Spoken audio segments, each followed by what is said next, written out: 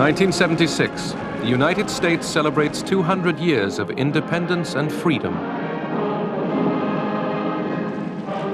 A vigorous Jimmy Carter was heading for the presidency.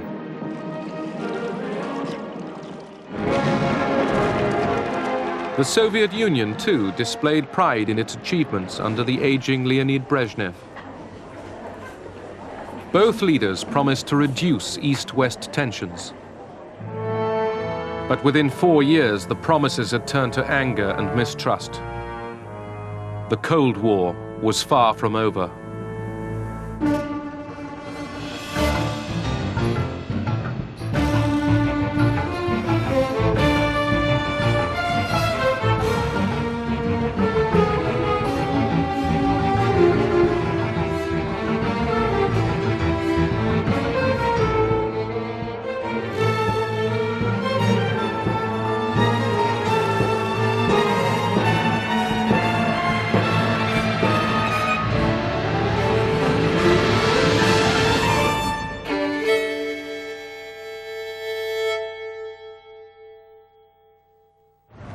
Washington, D.C., January the 20th, 1977.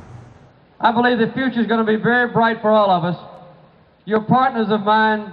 Together, I'm sure we'll reach for greatness, and we'll never disappoint the people who put their trust in us. Thank you. Have a good time. We'll be seeing you tomorrow, a lot of you. President Carter aimed to restore self-confidence at home and American leadership abroad.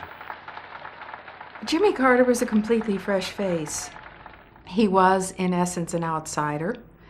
Nationally, most people had never heard of him. Jimmy who? Jimmy Carter. Jimmy who? I don't know who he is. Jimmy Carter's basketball player, isn't he? He would say things like, "I will never lie to you. I believe in God. I have always been faithful to my wife." Now, in Washington, you can imagine the reaction was jaded and disbelieving and contemptuous. But people liked this very much. They wanted someone who was fresh and someone who was new and someone who was unsullied by the traumas and problems and corrosion of the past.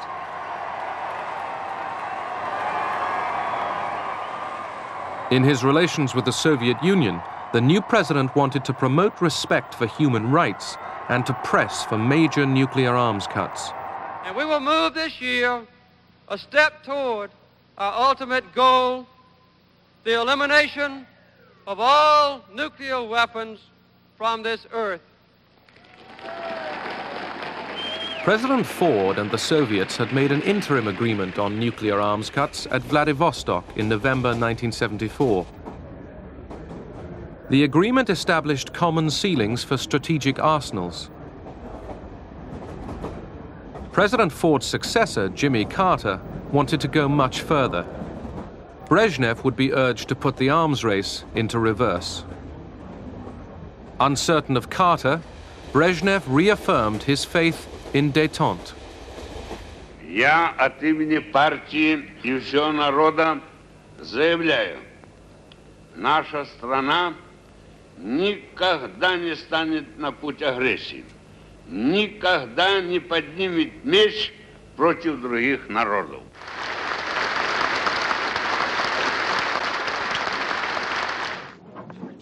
Carter sent Cyrus Vance, his Secretary of State, to Moscow with a set of proposals.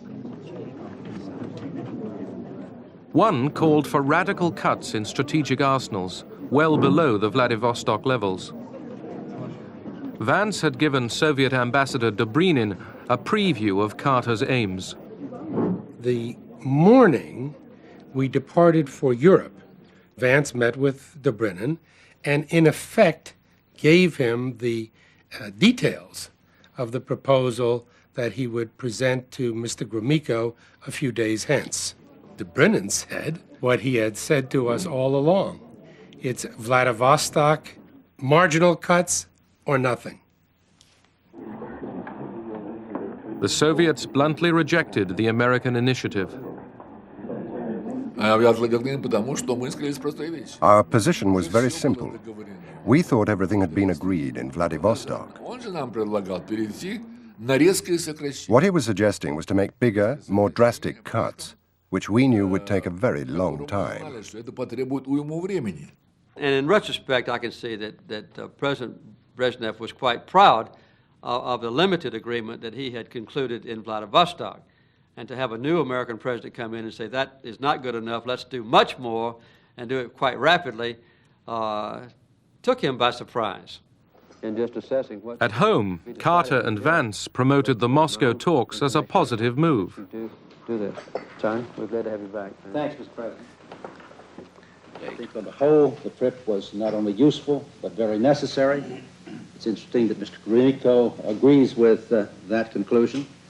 And I do not believe, contrary to what appeared in one of the papers today, that there were any miscalculations. We were very well prepared for what came up, and I think on the whole, as I've said, it was a very useful and necessary trip. Other aides were less confident. The Vance mission was a big disappointment to us.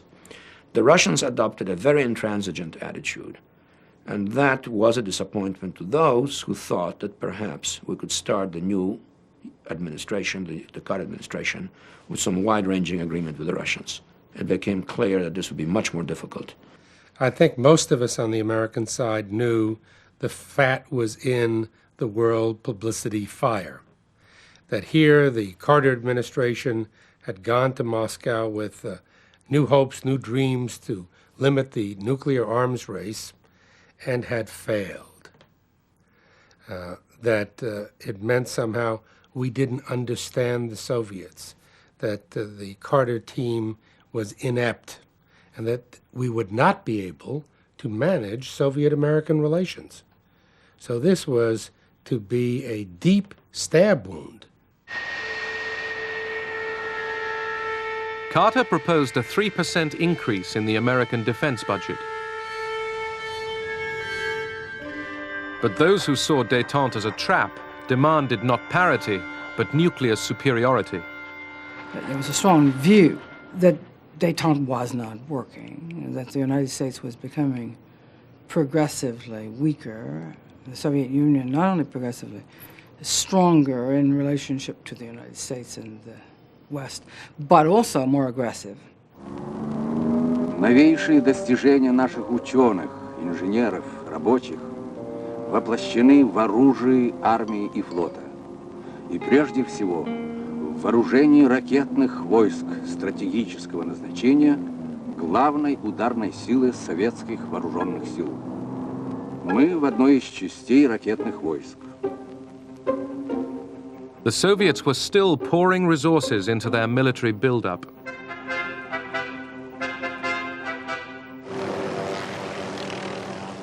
Huge deposits of oil and natural gas in Siberia had insulated the Soviet Union from the oil price rises which had caused recession in the West. Oil earned the Soviet Union much-needed hard currency.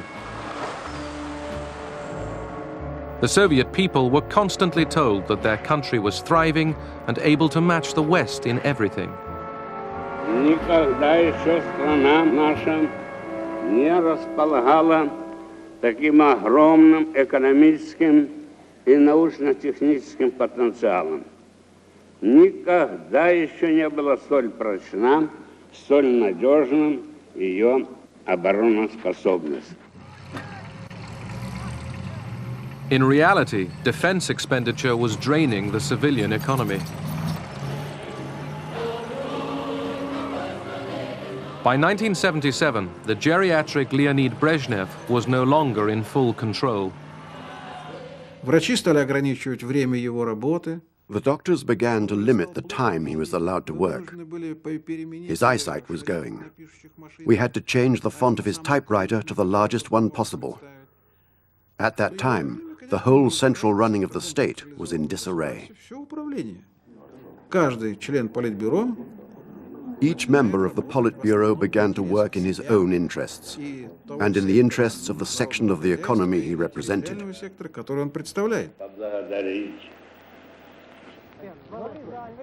Beyond the Kremlin, ordinary Russians were increasingly apathetic. Living standards were poor. Communist idealism had evaporated. Everyday life was drab.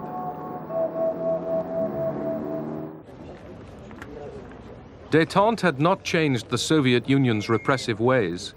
The pressure to respect human rights increased East-West tensions. In 1975, Brezhnev, Ford, and 33 other leaders had signed the Helsinki Declaration. For the first time, the West had a powerful political weapon to defend the cause of human rights behind the Iron Curtain. Thanks to the Helsinki Accord, which the Soviets saw as just a piece of paper, the attention of the world media turned to our cause. Suddenly, the American Congress was dealing with it. Heads of state were dealing with it. It started influencing the whole character of relations between East and West. I was very convinced before I became president that basic human rights, equality of opportunity, the end of abuse by governments of their people was a basic principle on which the United States should be an acknowledged champion. We said to the president, we are not going to let you put pressure on us. This is an internal matter. We are not going to discuss the subject with you. I was deeply committed to human rights. I felt this was important, but I will not hide the fact that I also thought that there was some instrumental utility in our pursuit of human rights vis-à-vis the Soviet Union. And raising the issue of human rights pointed to one of the fundamental weaknesses of the Soviet system, namely that it was a system based on oppression. In Czechoslovakia, dissidents secretly drew up Charter 77, a human rights document that was smuggled to the West. The signatories were persecuted. Many were imprisoned, including playwright Václav Havel. Under house arrest, Havel made a clandestine recording. That special house, what you see now, it isn't a dream of Corbusier, but I think more a dream of George Orwell, because it is a house of police which it built 3 months ago, and the whole day, every day, they live inside and they follow all my steps and everything what I do in my country house. Sometimes they are here also during the night, but mainly only during the day. They are my new neighbors. Even as he walked his dog, police kept close. Yet he had a sense of freedom and achievement. I know from my experience collecting signatures for the Charter how tortuous it was for people till they decided to sign. When they did sign, they found themselves in a state of euphoria. It was a community of free people in the middle of an unfree society. They had a feeling of harmony with themselves. Human rights activists in the communist bloc set up Helsinki watch committees to monitor and publicize human rights abuse.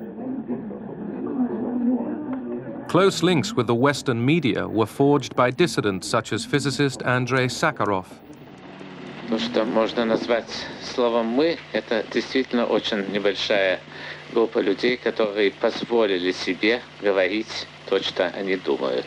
И мы в этом смысле, это не политическая партия, рвущаяся к власти, это морально-этическая оппозиция существующей власти, причем стремящаяся к реформам, а не к каким-то революционным переменам. Systematically intimidated, dissidents ended up in KGB prisons. Опасность диссидентов была в том, что их критика The threat was that their criticism of the Communist Party and the socialist way of life would become a platform for attacking the regime. Платформу, так сказать, критики всего строя, который существовал в стране. It could turn into an organized political force. Идеологически будет господствовать в массах, а завтра это перельет. That was what we were afraid of. Вот этого и боялись.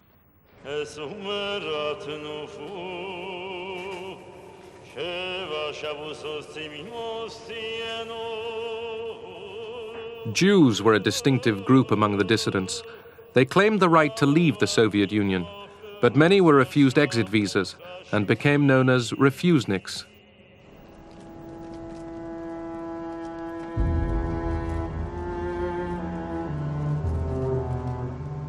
Those who campaigned for their rights were often punished with long prison sentences in forced labor camps, along with other political activists.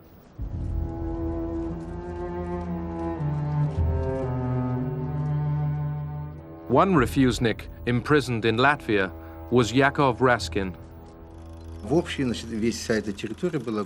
The whole territory was surrounded by armed guards with dogs. The door would open, and we would be split up into work groups, 5 people in each group. Then, in a few seconds, we had to jump into those trucks, and it was like a closed cage inside. I could see people outside in the streets. Everyone was getting on with life, and I was jealous of them all. I was envying them, and my heart was aching.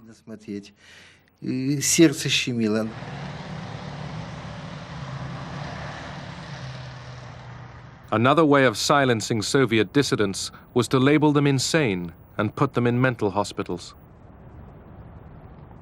Mind control drugs were used to make them recant. They would tie us up for long periods. They gave us handfuls of drugs 3 times a day, so the body couldn't stand it anymore. I was dumb for 2 years. I couldn't speak. My whole mouth and jaw were paralyzed. My tongue was swollen. My arms and legs were shaking. I was dribbling. I couldn't eat.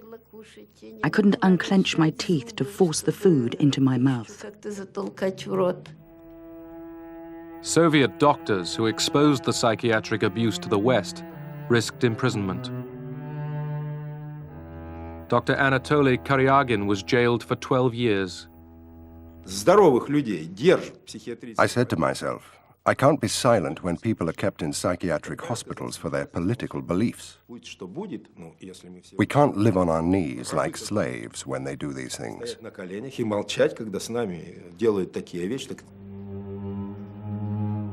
In prison, Karyagin refused to admit any wrongdoing.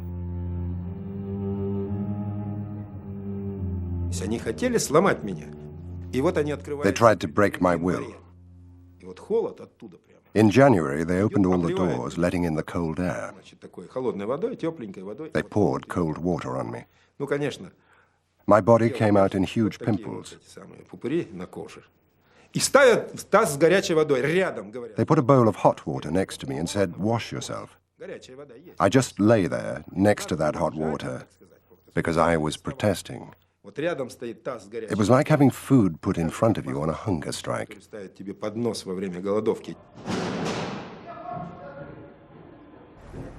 In 1978, the prominent refusenik Anatoly Sharansky was sentenced to 13 years for espionage and treason. Outside the court, supporters, who included Andrei Sakharov, defiantly publicized Sharansky's case to the Western media.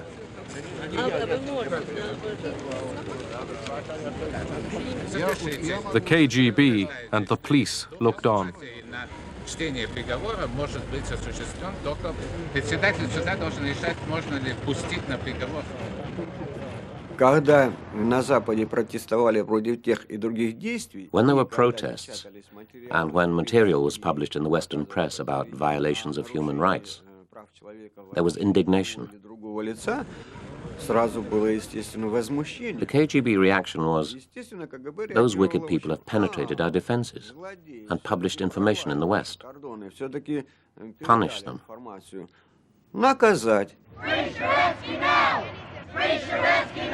The Sharansky trial triggered forceful protests in the West. The fate of political prisoners became a key issue in American politics. The trials which began yesterday in the Soviet Union have serious implications for the future relations between the United States and the USSR. The United States Congress and the Helsinki Watch Committees monitored Soviet behavior. But I'm not at all a specialist in regard to military matters. But I do not trust the Soviet government.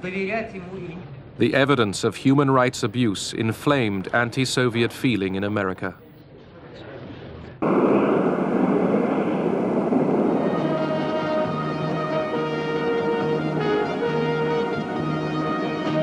Moscow and Washington were clashing over human rights. They were updating their arsenals. Yet they stepped up negotiations for a new arms limitation treaty, SALT II.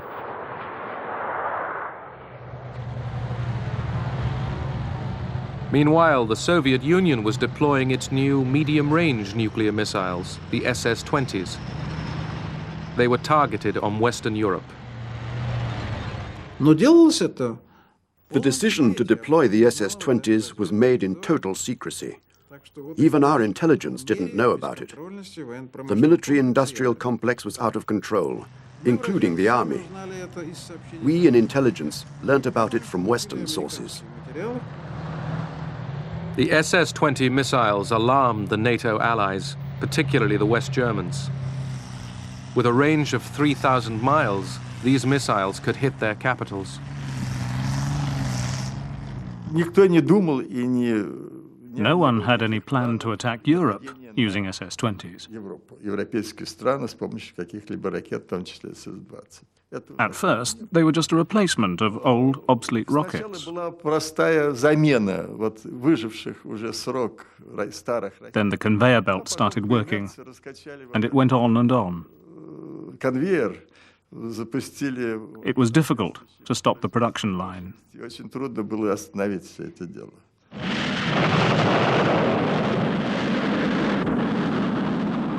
Yet the new Soviet missiles were not on the agenda of the SALT II negotiations. In my view, it was dangerous that the Americans refused, for such a long time, to include the Soviet SS-20s in the ongoing arms reduction talks. I remember being somewhat startled when Chancellor Schmidt started making a big issue out of the SS-20s.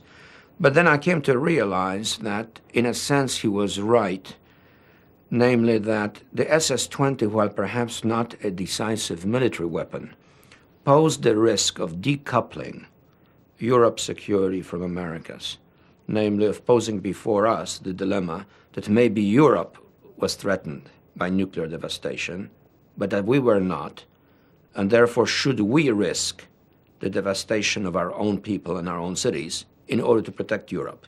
We had all sorts of counters in Europe. We ourselves had thousands of nuclear weapons in Europe, cruise missiles, tactical aircraft. We could have responded at any level. But it was almost impossible to make that case successfully because everyone was so nervous about being accused of not being tough enough on the Soviet Union. The West adopted a twin-track policy. America would develop its new generation of rockets and allow Moscow 3 years to negotiate limits on medium-range missiles.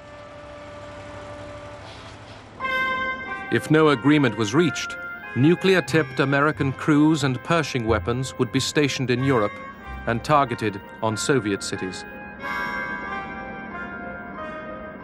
America's handling of the negotiations troubled the German chancellor. Sie immer noch in Sachen They still didn't push the Soviets strongly enough on the issue of a mutual withdrawal of medium-range missiles. I remember the Soviet Prime Minister, Kosygin, with undisguised triumph said, "The Americans aren't mentioning the SS-20s at all. So you're completely isolated."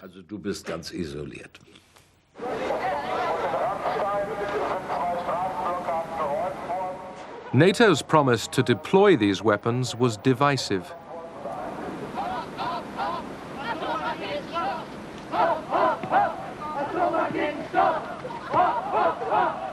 In Western Europe, fear of the missiles created a new mood of resistance to the arms race.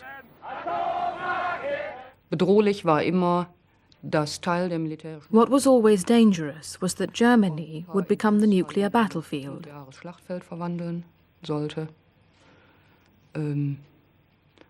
That made the people very upset and angry.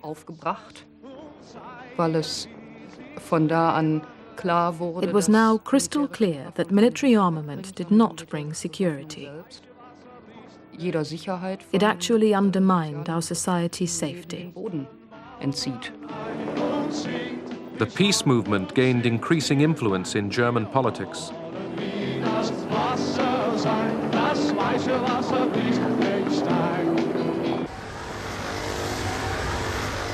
The superpowers had agreed new limits on strategic arms in June 1979, completing the SALT II treaty.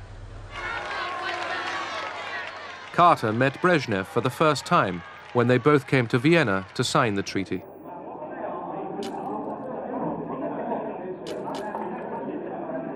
But Carter's plans for detailed talks with Brezhnev fell through. Общий упадок умственных и физических сил. Поэтому, конечно, переговоры, которые были He was physically and intellectually deteriorating. они носили не тот характер. Carter hoped that he would be able to speak without papers on a wide range of international issues. Вообще про международное положение. But Brezhnev was in no condition to do that. Дискуссию провести. Брежнев был не в состоянии. His abilities were limited by his meager knowledge and by his poor state of health. Знаниями очень довольно скудными и познаниями, и к тому же состоянием. When I proposed that we make these changes in nuclear weaponry, he said, God will never forgive us if we don't succeed. And, coming from a leader of an atheistic communist country, this surprised everyone. I think the most surprised person at the table was Gromyko, who looked up at the sky like this and did his hands in a peculiar way, as though this was a shocking thing for Brezhnev to say. Договору СВ-2 он давал возможность ограничить... The SALT II agreement made it possible to limit the arms race. Потому что в то время уже вот... This was very important to the Soviet Union. ...на вооружение, и не только стратегическое. Because at that time, our expenditure on all weapons had begun to have a negative effect. It was affecting the growth of production. It was affecting the living standards of the population. Essentially, that agreement was what was agreed to in Vladivostok. We had done some things to it, I think, to improve it, clarify. But in terms of cuts, they were more or less what had been agreed to 3 years before. And in terms of limits on the developments of new weapon systems, there were none. So we had labored for almost seven years and produced an arms control mouse. Ну, во время подписания, там вот уже потом уже мы шутили, разговор... So the treaty was signed. Marshal Ustinov asked Gromyko, are they going to kiss each other? Because Brezhnev liked to kiss. Gromyko said, I don't know, we'll see. Ustinov said, no, they aren't. Gromyko said, I'm not sure. Brezhnev began to kiss Carter, and Carter was forced to kiss Brezhnev, for which the American media gave him a telling off. The treaty was condemned by the American right. SALT II is not strategic arms limitation. It is a strategic arms buildup with the Soviet Union authorized to add a minimum of 3,000 nuclear warheads to their already massive inventory. The Carter administration's principal argument for ratifying SALT II was that no one will like us if we don't. You know, isn't it time that we made him understand we don't really care whether they like us or not? We want to be respected.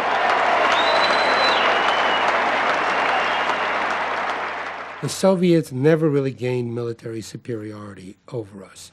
It was just part of the psychodrama in America to use that issue to galvanize Americans about this larger legitimate question of the strategic competition between our two countries and two philosophies. We did, you know, at inauguration time. Yes. Carter increasingly was charged with being soft on the Soviets. His critics pointed to Soviet expansionism in Angola and the Horn of Africa. They warned that America's oil supplies were threatened. They feared that America's vital interests were under attack. Then the Shah of Iran was overthrown. Oil-rich Iran had been an American client state. Now Islamic fundamentalists took over. They were led by the exiled Ayatollah Khomeini. Denouncing the United States as the great Satan, he returned to Tehran in triumph.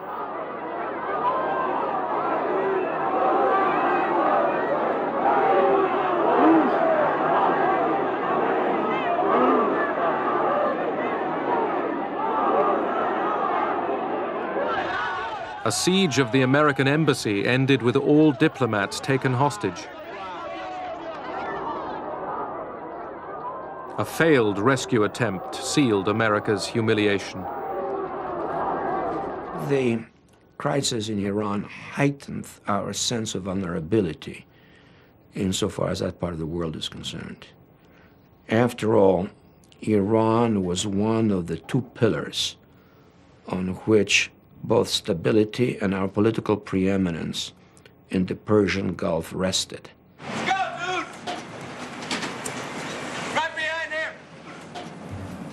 In the United States, oil shortages after the loss of Iran led to long lines at the pumps.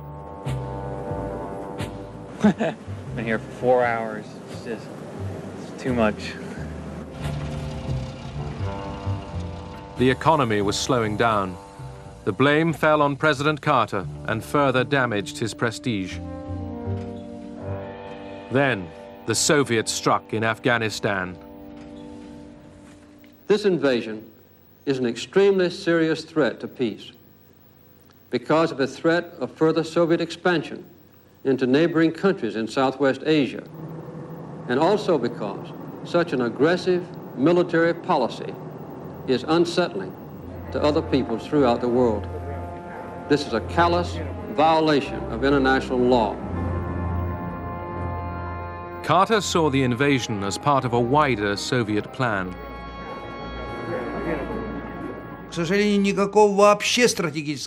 Unfortunately, there was no strategic plan at all. Events were developing chaotically. In Angola and Ethiopia, as well as in Afghanistan, Soviet policy became the hostage of unfolding events.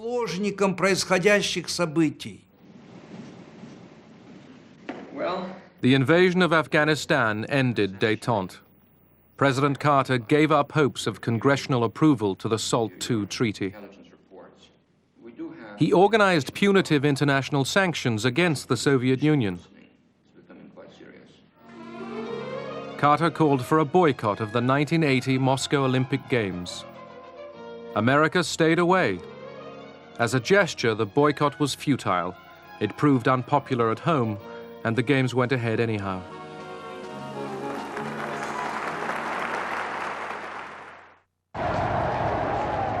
In Poland, the Russians faced a fresh challenge. The new Pope, Karol Wojtyła, visited his homeland. He called on his flock to recapture control of their destiny. Przełamano wówczas. It broke down the barrier of fear. Ale i dla społeczeństwa, We saw that if we could stick together in solidarity, the authorities would have less power.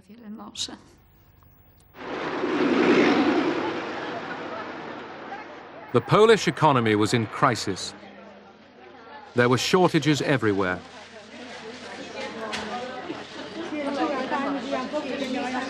Western loans had been squandered and the country was burdened by foreign debt.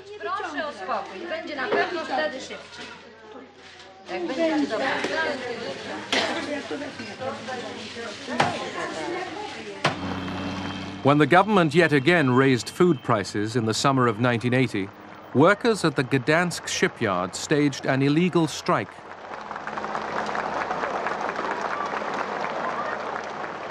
The strikers drew up a 21-point list of demands and refused to leave the shipyard until they were met. Natomiast ta walka z tym potworem komunistycznym This fight with the communist monster was really impossible. była niemożliwa inaczej jak We could only fight against it by using its own weapons, because it pretended to be the people's system. a w ogóle takim nie był. I dlatego punktowanie The only effective way was for us to organize around bread and butter issues bardziej skuteczne. I w związku z tym and use these concerns to gain our freedom. czy droga przez chleb do wolności, We set about using truth to conquer untruth. zwalczanie kłamstwa, to była jedyna możliwa droga. Zdarzają się i tacy ludzie. The government decided to negotiate with the strikers, but first it promised there would be no reprisals. Jak jest możliwe, żeby ktoś traktował działaczy tutaj zebranych? Panie premierze, kiedy ja mam dziesiątki straszenia mnie już, że jak tylko wyjdę, to będzie to i to. Ja nie tylko. Proszę pana, to i mnie wtedy trzeba przepędzić. Nie możemy ulegać emocjom. Nie ma takiej intencji. What began as an economic protest became a demand for sweeping political concessions. The government negotiators gave way to the workers' key demands. Mamy wreszcie niezależne, samorządne związki zawodowe.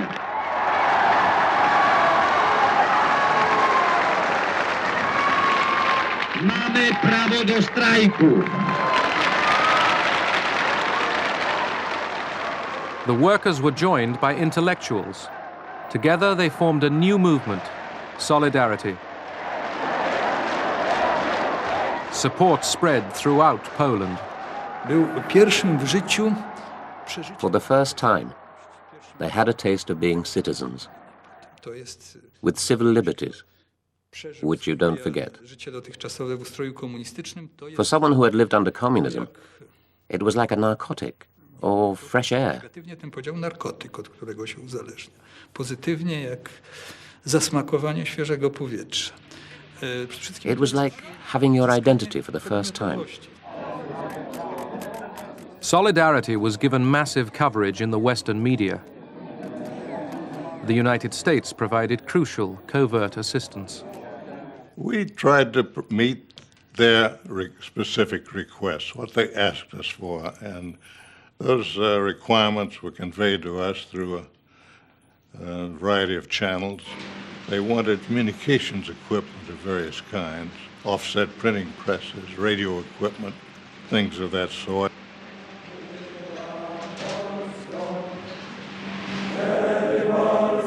Solidarity became increasingly defiant.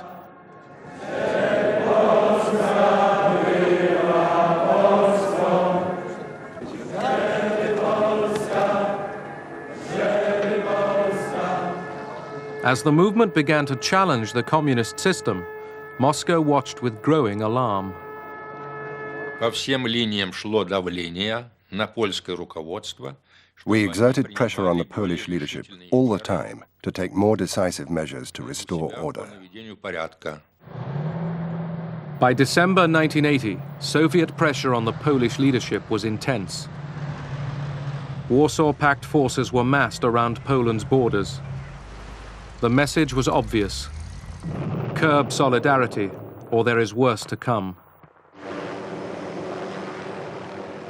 American concern grew. The critical moment came in December of 1980, when the Soviets were poised to intervene in Poland. We did everything we could to mobilize international opinion, to galvanize maximum international pressure on the Soviets, to convince the Soviets that we will not be passive. Our leadership, including we the military, thought that under no circumstances should we move in the troops. We said one Afghanistan is enough. We will have to make the Polish comrades solve the problem with their own forces. The Kremlin, bent on ending Solidarity's mutiny, leaned forcefully on the Polish leader, General Jaruzelski. Soviet actions were influencing America's 1980 presidential elections. Carter faced difficult odds. The economy was slack. Americans were still hostage in Iran. The Russians were still in Afghanistan. There was what he himself called a growing spirit of malaise in the United States. And that malaise related, I believe, to popular sense of the decline of American strength and of Western strength, and also of American clarity and purpose in the world. Carter's opponent was the Republican, Ronald Reagan. Thanks very much. Now, if the boat doesn't go straight, it's because they tell me I got to steer it for a bit. Hang on, everybody. We have got to stop letting all of these events catch us by surprise, as Carter has been caught by surprise. We have got to control events to the place that we don't run into a crisis that inevitably leads to war. Reagan won the election by a large margin. He had promised much tougher policies against Moscow. It was necessary to show that détente couldn't work in order to go beyond it and to re-engage in the Cold War, to re-establish a set of objectives that was aimed at victory in the Cold War rather than ending it by accommodation. America's hardline policy boosted morale in Poland. Solidarity now had 9 million members supporting their fight for economic reform and political rights. Strikes gripped the country. The Soviets were tightening the screws on the Poles. Brezhnev pressed Jaruzelski to plan countermeasures. Ja otrzymałem posłanie od Breżniewa. To posłanie miało charakter I received a letter from Brezhnev. niedopuszczający This letter had the character of an ultimatum, warning Poland not to change its structure and policies. jeśli by takie zmiany If we made any changes, we should expect military intervention. interwencja ze wszystkimi jej skutkami.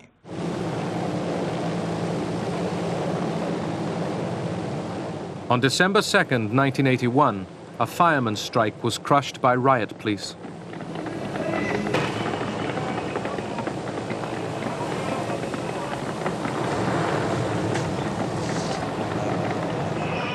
It was a warning to Solidarity that the authorities were ready to use force. On December 12th, Solidarity met to plan a nationwide strike.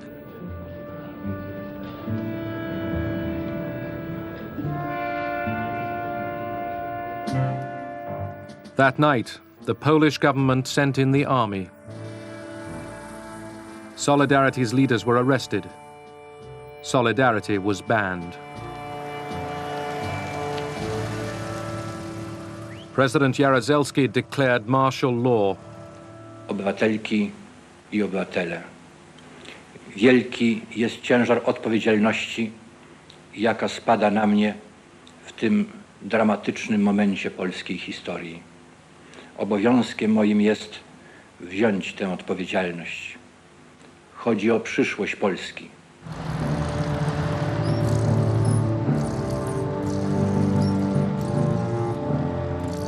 Martial law fractured East-West relations.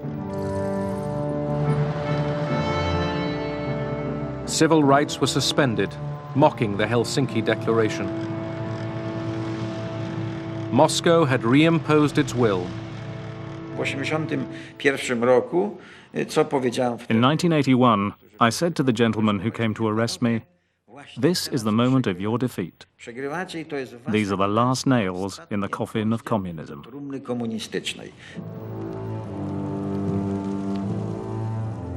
The fires of rebellion burned on.